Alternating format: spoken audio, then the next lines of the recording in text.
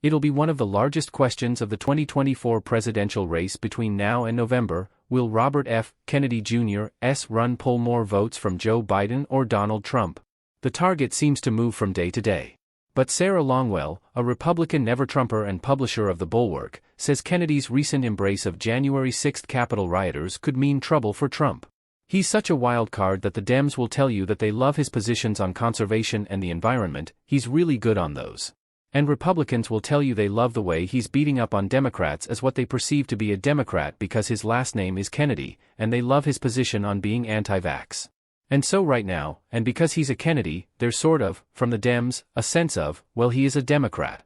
And he's pulling from both right now, Longwell said on CNN. But comments like this ultimately, if I were Donald Trump, I would be very concerned that when voters become more educated on who RFK is that he will pull much more from the MAGA, anti-vax right, she told CNN's Jake Tapper. For context, Longwell, among other things, regularly hears from voters via focus groups. She's the host of the Focus Group podcast. Tapper, oh, you think so?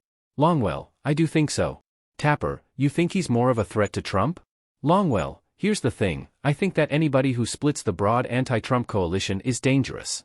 So if you ask me my preference, it would be that RFK wasn't in there. But I do think once Dems are done sort of educating people on this guy, he will take more from Trump than from Biden. According to NBC News' Alex Seitzwald and Ryan J. Riley, in the appeal sent to supporters Thursday signed by Team Kennedy, the campaign called for the exoneration of political prisoner Julian Assange, the founder of WikiLeaks, suggesting he and January 6 defendants are victims of prosecutorial abuse. This is the reality that every American citizen faces, from Ed Snowden to Julian Assange to the J6 activists sitting in a Washington, D.C. jail cell stripped of their constitutional liberties. Please help our campaign call out the illiberal actions of our very own government, the fundraising email read.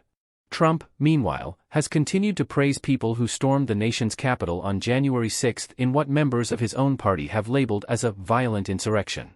The former president has referred to people who pled guilty or have been sent behind bars by juries as hostages. Our journalism needs your support. Please subscribe today to NJ.com. Matt Arco may be reached at marco@njadvancemedia.com. Follow him on Twitter at @MatthewArco.